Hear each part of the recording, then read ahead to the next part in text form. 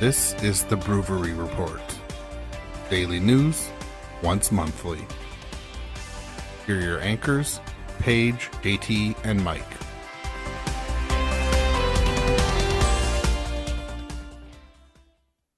Hello, everybody. Welcome to the BrewVerie Report, where we deliver your daily news monthly. I am Jilted Trachea, and this is... Michelangelo's David. Ooh! Paige is still on assignment. She is what she's doing. Some bayou or something.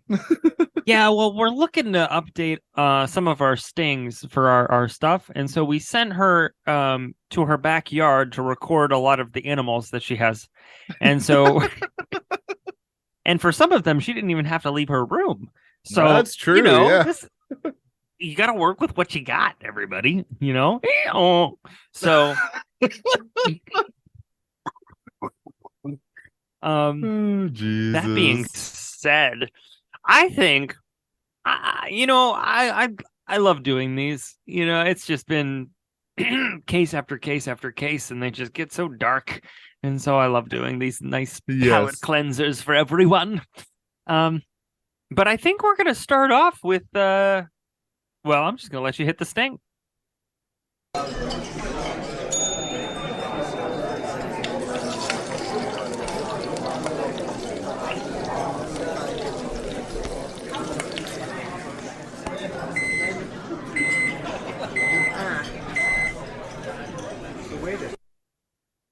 All right, I'll go first. I'm, a little loosely food. It's food and beverage kind of usually, and this is on the beverage side.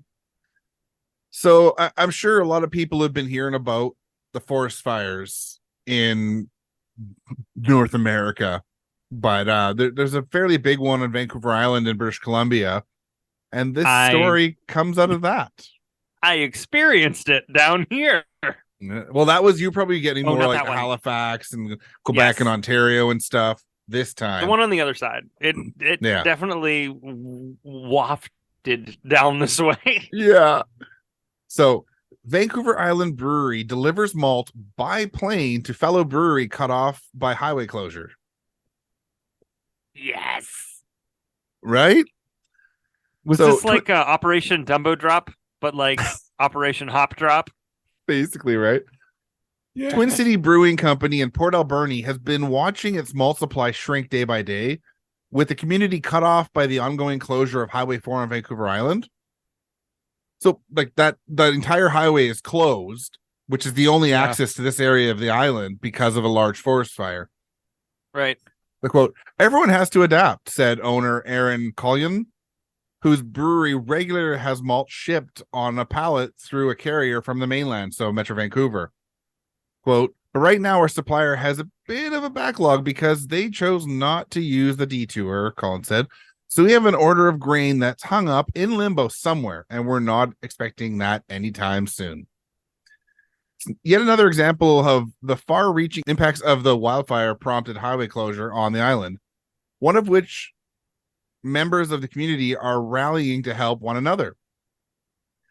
About 80 kilometers north of Port Alberni at Cumberland Brewing Company, co-owner and general manager Darren Adam heard about the looming supply shortage and offered to help out. So he says, "I messaged Colin and said, 'Mate, we're getting our grain no problem. Can I bring some over?' He said, 'How?' I said, 'I'll chuck it on a plane.'" So Highway 4 has been closed for over a week due to the Cameron Bluffs wildfire east of Port Alberni, with the province's transportation ministry warning the vital route may not open again until June 24th. And this was released on June 15th. So due to its location, Cumberland Brewing has not been affected by the highway closure and continues to receive regular shipments of grain every couple weeks. So Adam, who is a pilot, decided to make a 20-minute flight from Cumberland to Port Alberni in his friend's Cessna plane loaded with sacks of grain. It was 8 bags, 50 pounds each, of German malt that's used in a lot of Pilsner and lager type beers, Adam said. "We happen to have a shipment and can order again and don't need them right away. So offer them up." Sure. Once tapped, they expect the batch to last anywhere from 2 to 6 weeks, depending on how popular the beer is. Yeah. So, Colin says he's incredibly grateful for the generosity. Quote, us not brewing now would become a problem in 3 weeks when we're all of a sudden realizing we're not going to have enough beer in July, when hopefully the highway is open and we start seeing people head to the West Coast and come through Port Alberni again. Adam says running a small business is difficult enough and that none of them could have foreseen a complete shutdown of the major access route to the western part of Vancouver Island. It's just another reminder that we need to support our local businesses, Adam said. And let me just quickly see here if that fire is slowing down at all. While you do that, what's interesting to me, and this isn't a funny observation or joke, but it sounds like the distributor had an option to use a detour. And I think it's on like logging roads or something though. But like out of good faith, if you can send somebody just with some bags, I mean, why not do it? Yeah, I don't know. I don't know that area of the island at all. I'm glad this brewing company saw it and was like, the fire is currently under control, but it is 229 hectares. So that is 565 acres. It's huge. Huge. All right. Well, that's my first quote unquote food story. Well, what's really funny is that mine focuses kind of on the same thing. Oh, no way. But in a different century. So Danish painters in the 19th century may have turned to an unusual source for some of their supplies: breweries. Ooh. Researchers examined paintings from the Danish Golden Age and found traces of yeast and grains. That suggests that painters were turning to byproducts from local breweries to prepare canvases. So the study author, Cecil Krarup Anderson, said they went into the project looking for glue made from animals to prep these canvases. And then by surprise, we found something completely different, they said. The brewing leftovers would have been spread over the canvases as a paste, creating a smooth surface and preventing the paint from seeping through. Today, this priming process is usually done with a white mixture known as gesso. I think it's gesso. I don't think it's gesso. It's gesso. I guess the authors of the I guess so. So the author said that knowing what's on the canvases helps in conserving them and protecting them. So scientists took a look at works by two of the first master painters to come out of Denmark: Christopher Wilhelm Eckersberg, considered the father of Danish painting, and Christian Schillerup Kobke. And in order to look under this, they used pieces of canvas that had been trimmed off the paintings in earlier conservation projects.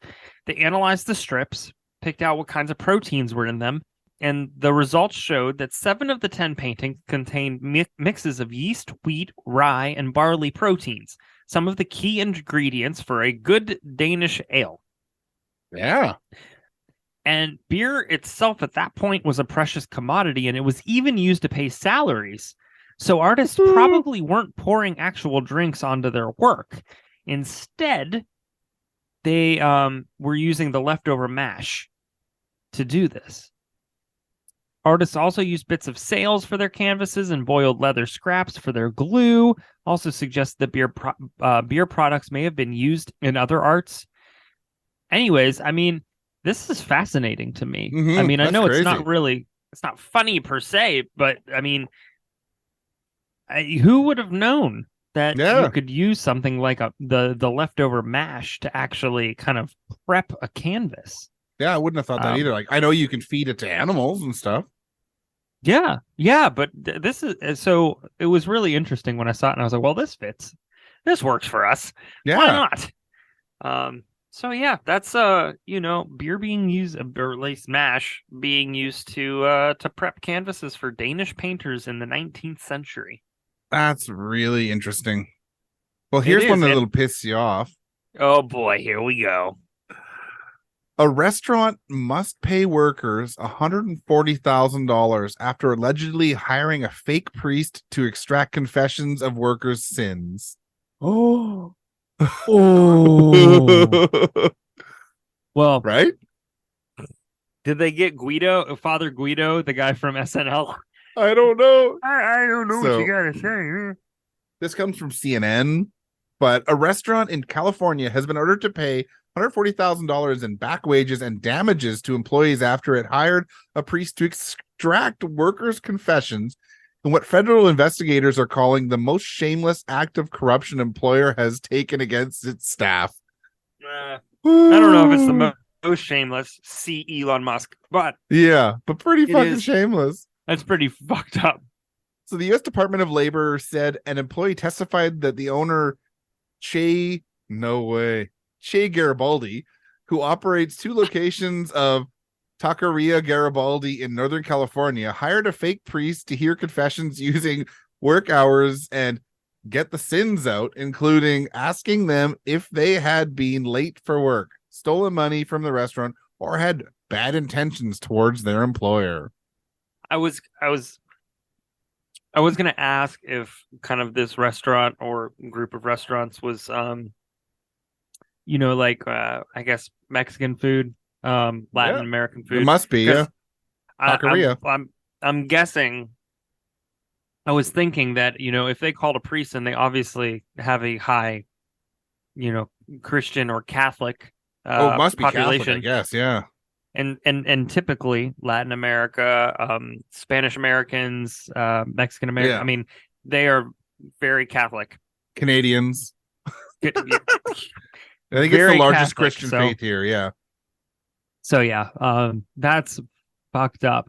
Yeah. So under oath, an employee of Taqueria Garibaldi explained how the restaurant offered a supposed priest to hear their workplace sins, while other employees reported that a manager falsely claimed that immigration issues would be raised by the department's investigation, said Regional Solicitor of Labor Mark Pilotin in the release.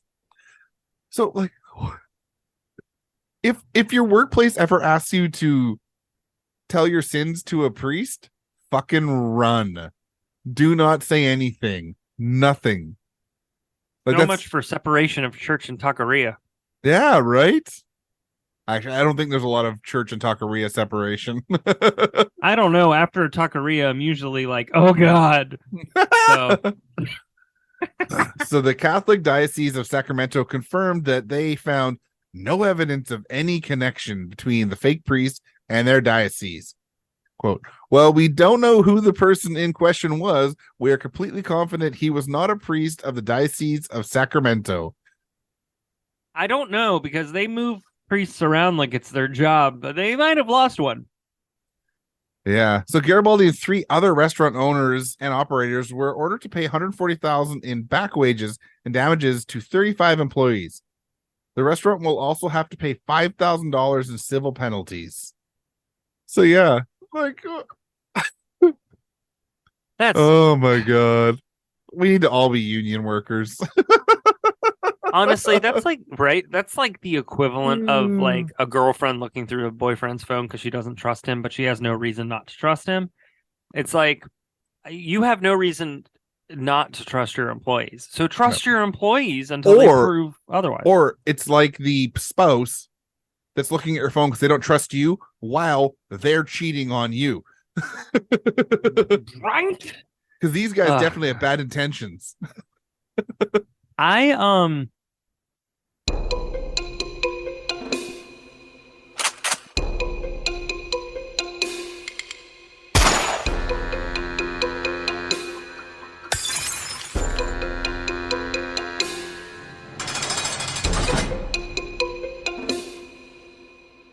So this story comes out of Wellington, New Zealand, and it deals with a drug syndicate that tried to smuggle tons of meth from Canada to Australia and New Zealand. Now, they had Canada! Right? They had their ruse busted. But But I wanna ask you if you could even guesstimate how they decided to smuggle this. Oh, in their bras. No, no, this is tons of meth. Um, I don't know. They hid it in shipments of maple syrup and canola oil. Oh Um, my god. so authorities from the three nations say they worked together for more than 5 months to unravel the elaborate scheme that was worth billions of dollars. New Zealand and Australia say they've made a dozen arrests and expect more, while Canadian authorities said they are still investigating the case and aren't yet providing all the details. Wow. Pull the trigger, man. Yeah. Australian police say We they don't like pulling intercepted triggers here. fair. Pull the proverbial trigger. Swing the nightstick. I don't know. I don't know. Yeah. Or swing the switchblade. Whatever. Those aren't legal here either. Fair. Well, just mushrooms. Australian police said they intercepted 4 separate hauls of meth weighing more than 6 tons and filed charges against 6 men. They said that in January, Canadian authorities alerted them to 2,900 liters or 766 gallons of liquid meth that had been hidden in 180 bottles of canola oil bound for Australia. Wow. They said Canadian authorities swapped out the meth for a harmless substance and allowed the shipment to continue. That's the best fuck you ever. I hope it was Tang. Well, the worst part there then is like they can't actually be charged in other countries but Canada because they didn't actually bring anything out of the country. Yep, not technically. Not technically. So, Australian police said that 2 men then moved what they believed were drugs to storage locations around the city of Melbourne. 2 more shipments came in May and June, and the syndicate was also linked to a December shipment, Australian police said. So police said the syndicate tried to hide more than 3/4 of a ton of meth in a shipment of maple syrup, the largest such shipment that had been intercepted at New Zealand's border. The police in New Zealand say that they have arrested and charged 5 men who took the bulk of the shipment, and a 6th person that police say took the remainder of the shipment was also facing charges. That is not the effect you want syrup to have on you. No, just saying. No. Meth on your pancakes or waffles probably wouldn't go as well. Yeah, I really don't want meth on my mind in the morning. Triple M. It's just, that's not my first thought. Also, don't fuck with my syrup, man. Yeah, no shit. Come on. There you go. Hiding meth in syrup. Metric tons. Wow. Well, here's one for me. Teacher shot by 6-year-old student fired by school district. This wasn't in Virginia, was it? Sure was. Not only that, but I bet you the school is called Rich Neck. No, it wasn't actually. What? What was a Virginia school teacher shot by a 6-year-old student is no longer employed by her school, and a dispute has emerged over whether she was fired or she resigned. Okay. Abby Zwerner, who worked at as a first grade teacher at Newport News Public Schools. Well, Newport News Public Schools. That's the collection. Rich Neck, I think, was the actual school. So she was shot by her student in January, after which she sustained severe wounds, spent 2 weeks in hospital, and underwent multiple surgeries. The 25-year-old teacher, who filed a $40 million lawsuit against the school over negligence, is now not employed by NNPS anymore, and the administration announced on Tuesday claiming she resigned from her position. Miss Zwerner's lawyers, however, said she was fired by the school and has not been paid since February. She also alleged the school was trying to put pressure on her after the lawsuit, which I find that fucking crazy. She was shot at school. At least in Canada, you would be put on long-term disability or short-term disability, and you would be paid not all of your wage, but you would still be paid. Like, short-term disability, you get like, say, like 80% of your wages, and then it would go down to probably like 60% or something on long-term disability.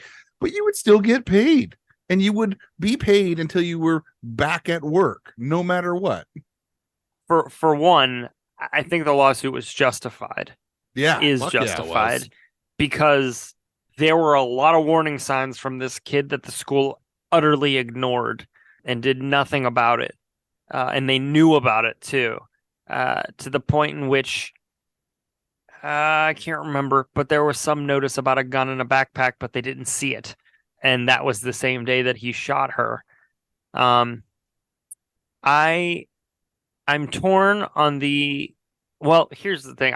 I don't think lawyer. Well, I'm about to say something really silly, but I don't know if those lawyers in that situation or instance have a reason to lie about this, because that would be contempt. That would be an issue, bigger issue for her too. And so if they fired her unlawfully, although Virginia's an at-will state, which means that they can fire you for nothing. Okay, yeah, like I live in BC, where if you don't get the right amount of warnings and you're fired, you can sue. So yeah, Virginia's an at-will state. Now, technically, a lot of a majority, and I mean a large majority of businesses will go through that whole situation. They will go through that whole process, right? The warning, the meeting, etc. Right? Just because that way, if they continue, you can say you did everything and win the unemployment lawsuit. So you don't have to pay the unemployment. That's primarily why they'll do it. Anyways, so, but I'm not too much in question of the fact that they fired her. Yeah. It's very much a Stephen Avery from Making a Murderer, where he levied the lawsuit against the cops and they all of a sudden found out that he quote unquote killed somebody. So he didn't win the lawsuit, or he had to settle it. Yeah. So same kind of thing going on. Yeah. What a mess. So it's a quote. The only thing I can think, they were trying to put pressure on her because we filed suit, he said. It's outrageous as I've ever seen. Yeah. Miss Bright cited an email school official sent Miss Zwerner in May stating that they had processed a separation of employment for you effectively the close of business on 06/12/2023. That's being fired. Yep. Oh, it sure is. It's a nice way of saying it, but yep. Yeah. Every employee who is separated from the school division receives a similar communication, it said. So yeah, they fired her. So yeah, that's fucking nuts. This child shot the teacher and the teacher got fired. That's fucking nuts. Also, I know I'm not American, but if a 6-year-old student was able to bring a gun to school, that student's parents should be charged with attempted murder. Oh, good. It didn't say that. They weren't charged with. I don't know if they were charged with attempted murder, but I think the mom was charged. I'm pretty sure a grand jury indicted her. Okay, good, because that is attempted murder. Like this child went there to shoot the teacher. That's attempted murder. Yeah. Oh, it may not be first degree, but it's attempted murder. Oh yeah, absolutely. And I mean the fact that the kid even had access. Yeah. That's the problem. Yeah, I mean, remove the guns, you don't have a problem with access, but also if they're going to stay, put them in a goddamn safe. Yeah, like in Canada, they have to be locked with a trigger lock, and the ammo has to be stored separately. And not only just a safe with a key or a combination, put it in a safe with biometric. They have biometric safes where you have to use your fingers or your fingerprints. So, yeah, that's the teacher, right? Yeah. She was apparently a fantastic teacher, so I don't understand why. There's a picture here of students, some adorable little students. Mm-hmm. I hope you feel better, Miss Werner. I love you. Hope you feel better, Miss Werner. It also says Mrs. Werner's attorney said the school officials knew the boy had a history of random violence at school and at home, including an episode the year before in which he strangled and choked his kindergarten teacher. How does a 6-year-old fucking strangle a fucking teacher? This kid is nuts. You gotta, yeah. Yeah. No, Like first 6 years off, old, like yes. I know how big a 6-year-old is. They're small. Oh, they are. You're in a really weird situation as a teacher because it's like you can fight back or you can shove them, but the minute they complain about it is the minute you get a lawsuit against you. Yeah. So it's a weird situation to be in. I do not envy teachers in No, the I don't slightest. either. But I'm Do with not Abby envy. here. She should get a job at another school soon that actually cares about their teachers and She students. needs she needs to go to a different school system entirely. She does. Maybe a different Um, state. Probably. I mean, probably. This school had so many opportunities to do the right thing with this Yeah. student to help them, to help them. Yeah. And they didn't. They didn't at all. They didn't look into it. They just let No. it happen, and I can't believe that. I'm surprised that teacher that was strangled didn't join in this lawsuit Yeah. because she So should fuck have. that school system. Yeah, there are good schools in that system, and there are bad ones. In that case, fuck it. Bad. Yeah. A U.S. driver with a car full of cash and pot took a wrong turn. Whoopsie. And when I say wrong turn, I mean a really wrong turn. Uh-oh. An American man entered the wrong GPS coordinates and accidentally ended up in Canada, which probably wouldn't have been a major issue if his car hadn't been full of pot and cash. You know what? The funny part, it's legal here, but you're only allowed a certain amount in public, and Yeah, I think it's an ounce. I think you can carry on your person, which is a lot of pot. It really is a lot. This was much more, Mike. Yes. The Mounties said that the driver took a wrong turn last month, or they took a wrong turn, and they ended up in the border lineup at the Rainbow Bridge crossing in Niagara Falls. Okay, Quote, yeah. as the driver had no passport, he was referred for a secondary examination. Shit. Officials found 400 pounds of cannabis in the vehicle, along with more than 602,000 American dollars. Ooh. The pot and the currency was separated into boxes and vacuum-packed bundles, consistent with those commonly used by drug dealers or money launderers. They described the find as highly suspicious evidence. No shit. Oh, here's my favorite part. The driver was a 60-year-old California resident, Andrew Lee Toppenberg, and he faces multiple charges: importing cannabis and possession of proceeds of property over $5,000, knowing that all or part of the proceeds of property was obtained by a crime in the U.S. Yep. I wanted to see what does this guy look like? I just sent you a picture of how much you're allowed to carry legally on your person in Canada. Yeah. That's huge. I'll send you this picture.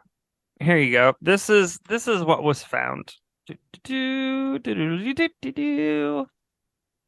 Let's see here. Oh my. Hey, it's all vacuum packed. Nice. Right?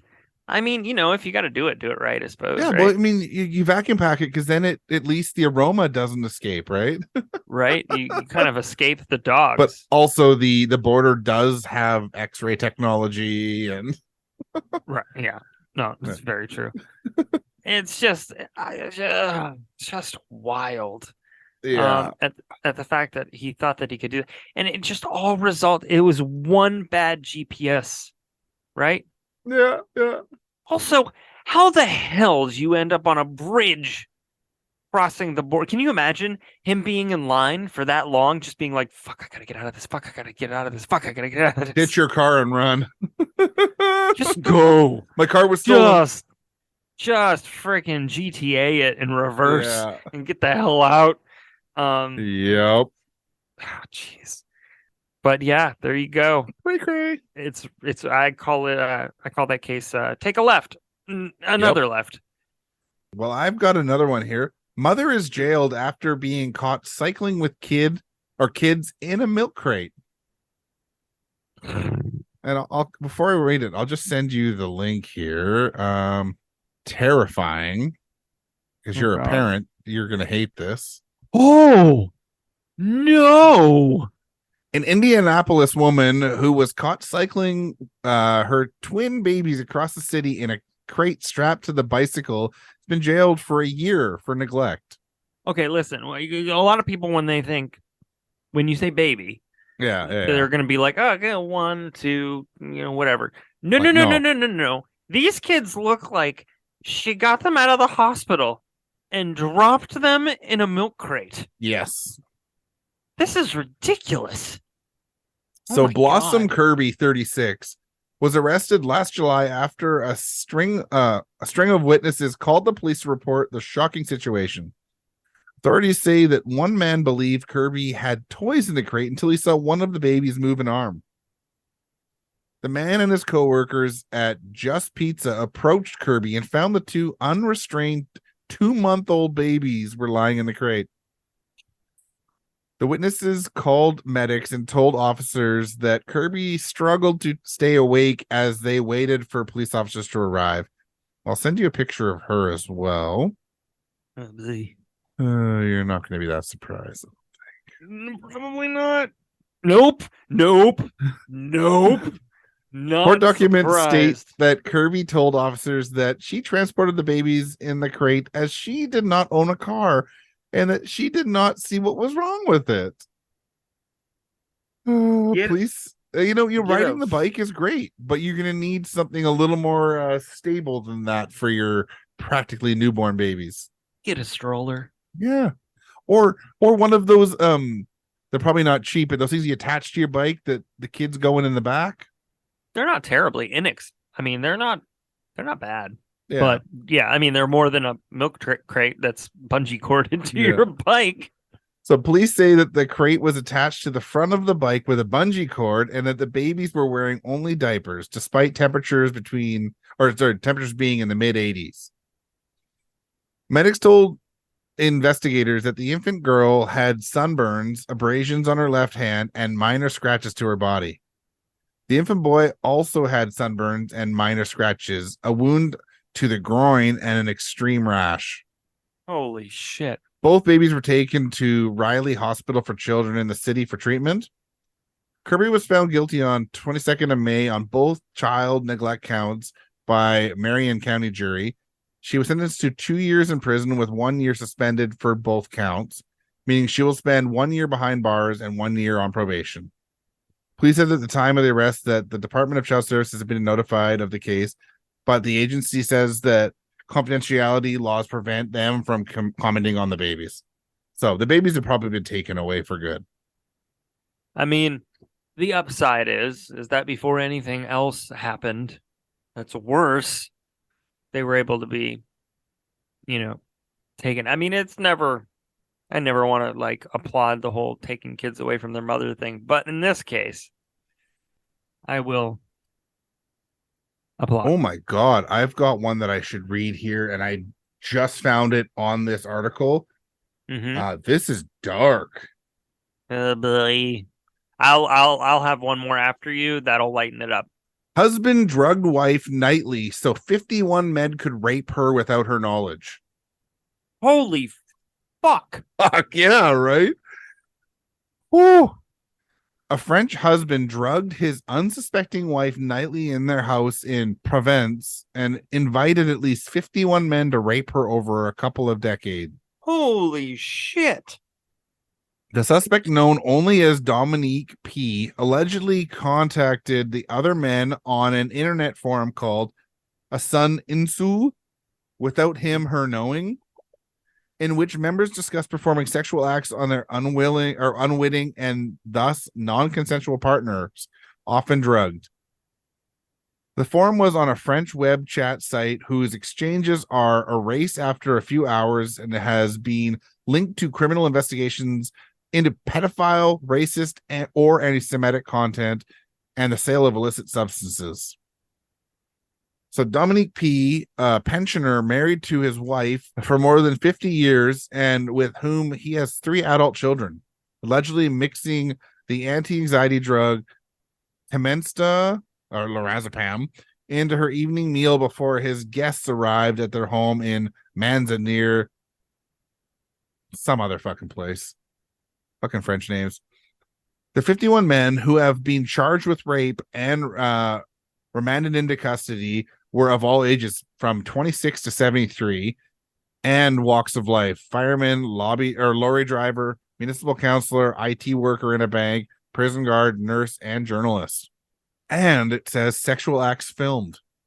Tobacco and perfume were banned to avoid strong smells that could waken his wife. The men had to wash their hands in hot water to avoid sudden change of temperature, undress in the kitchen to avoid leaving any clothes in the bedroom, park near a school, and walk in the dark to the house to avoid arousing neighbor suspicions. He would methodically film and archive their sexual acts, keeping the footage in a file called Abuses on a USB discovered by police. Most returned multiple times. The alleged rapes took place between 2011 and 2020. How This article goes on. Yeah. And it'll be linked. But Jesus fucking Christ. This man needs to go to jail for a very long time. And all 51 men do as well. Oh, I agree. If you don't have consent, do not have sex with someone, because that is rape. Yep. And your consent has to be from someone who knows what they're saying. They cannot be drugged. They cannot be fucking, high as a kite. They can't be drunk as a skunk, because then it's not consent. Right. And, yeah. Good God. Ooh. Police have actually identified 92 cases of rape by 83 aggressors, but have only been able to identify 51 so far. Wow. Yes, this man needs to stay in jail for a very long time. Holy fuck. And what's really funny, I feel like this person is probably going to get more time. I'll send the link to drugs. their face. Okay. No. No. Okay. Ignore the link because it'll give it away, but you can click on it. Well, then it gives it away, though. Well, it should just be the picture. Okay. Okay. I like the hair color. I do, too. So, an armed robbery this week at a South Carolina convenience store apparently wasn't as armed as the clerk thought. CNN reports on the Tuesday incident at a quick stop in a small town of Sharon, where a man donning a hoodie, wig, and mask entered the store around 5:45 p.m. According to authorities, the suspect pointed to the gun at his waistband and ordered the clerk to hand over whatever cash was in the register, about $300. Deputies tracked down D'Alessandro, the person who did it, in the parking lot of a nearby Dollar General and placed him under arrest. They say the pistol he'd used was tucked into his pants, except it wasn't an actual pistol. It was a fake gun used to play the Nintendo game Duck Hunt. And it was spray painted black, which could appear to mean that D'Alessandro couldn't be busted for an actual armed robbery. Per the sheriff's office, D'Alessandro, who was charged with armed robbery with a deadly weapon, petty larceny of less than $2,000, and wearing masks and the like, is being held without bond in the York County Detention Center. Wow. Oh, my. I can't even. Pew, pew, pew, pew, pew. Pew, pew, pew, pew, pew. The little dog pops up.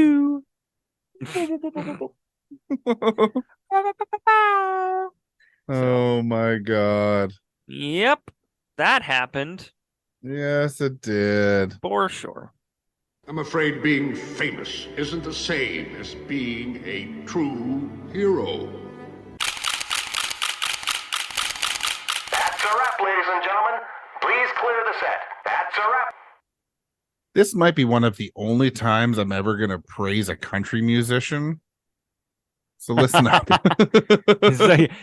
So take note, mother truckers. Yes, exactly. Garth Brooks doubles down on selling Bud Light at new bar. Inclusiveness is always going to be me. So Garth Brooks knows he caused quite a little bit of a stir by saying his new bar will serve Bud Light. The Anheuser-Busch beer has become a political lightning rod ever since the company partnered with transgender actress and influencer Dylan Mulvaney back in April. Brooks has made it clear where he stands, even doubling down on the issue despite the threat of boycotts on the right. Here's the latest. Brooks said he'll serve every brand of beer at his new bar. The iconic singer is getting ready to open his entertainment space, Friends in Low Places Bar in Honky Tonk in Nashville, Tennessee. Some of his neighbors, like conservative bar owner Kid Rock, stopped serving Bud Light amid the controversy. However, Brooks explained he won't do that. Quote, I know it sounds corny, he told Billboard last week. I want it to be the Chick-fil-A of honky tonks. I want it to be a place you can feel safe in. I want it to be a place where you feel like there are manners and people like one another. And yes, we're going to serve every brand of beer. We just are. It's not our decision to make.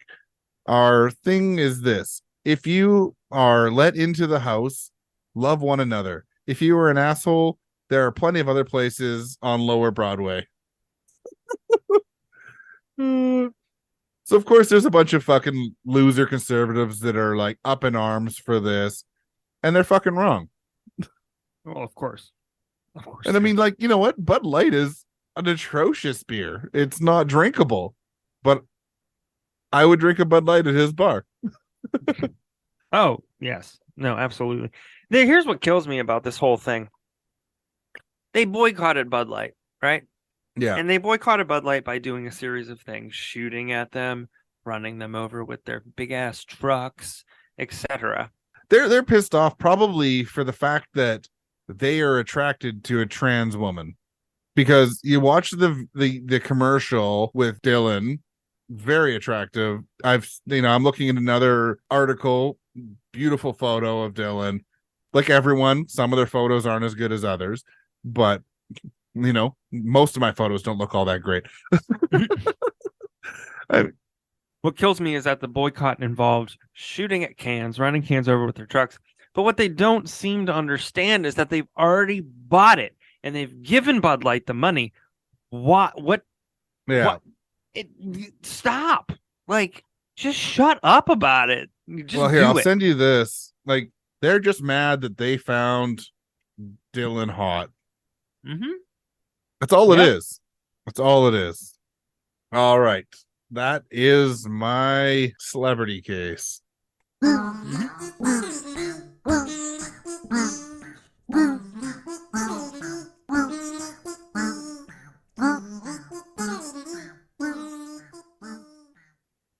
So this comes from Quito, Ecuador. A 76-year-old woman who was declared dead at a hospital in Ecuador astonished her relatives by knocking on her coffin during her wake. That's one way to wake up. Both the crowd and yourself. Relatives left the coffin behind and rushed retired nurse Bella Montoya back to the hospital after the wake Friday in the central city of Babahoyo. The Sun told, this is from the AP, the Associated Press. Barbara said, it gave us all a fright. No flippin' shit. No shit, yeah. Adding that all the doctors have said that the mother's situation remains dire. Ecuador's health ministry said that Montoya was in an intensive care Monday at the Martin Acaza Hospital in Babahoyo, while the ministry investigates doctors involved in her case. A technical committee has been formed to review how the hospital issues death certificates. Initially, she was admitted Friday at the hospital with a possible stroke and cardiopulmonary arrest. And when she did not respond to resuscitation, a doctor on duty declared her dead. But Barbara said his mother was unconscious when she was brought to the emergency room, and that a few hours later, a doctor informed him that she was dead and handed over identity documents and a death certificate. Finally, they brought her to a funeral home and were holding a wake later Friday when they started to hear strange sounds. Quote, there were about 20 of us there. After about 5 hours of the wake, the coffin started to make sounds. My mom was trapped in the sheets and hitting the coffin. And when we approached, we could see that she was breathing heavily. Though he and his relatives rushed her back to the hospital, she was still in serious condition. She was under intubation, and doctors weren't giving relatives much hope about her prognosis. So this, I can't. There's usually some things to figure out if you're going to make this change. Yeah. Whoa. You must be Whoa. pretty fucking sick to be thought dead. Yeah. I mean, when you're talking, what did they say? They said cardiopulmonary arrest. I mean, you're basically talking about, a heart attack, but like a combination. They're talking possible stroke / that. Yeah. And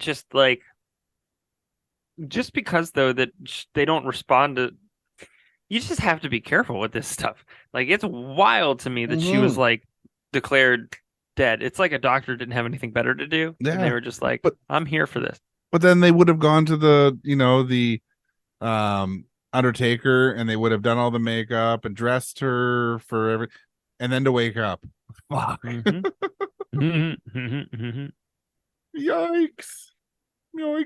Oh, well, That's our BrewVerie report. From Garth Brooks, Dylan Mulvaney, and Bud Light. Thanks for tuning in. Thank you for tuning in. Stay classy, San Diego, or wherever you're living. Yeah. So make sure you behave or fuck around and find out. And you might find yourself on next month's BrewVerie Report. For all the sources for this episode of BrewVerie, head to BrewVerie True Crime Podcast or Brew Crime Podcast's feeds on your favorite podcast host. This has been a production of Brew Crime Podcast and BrewVerie True Crime.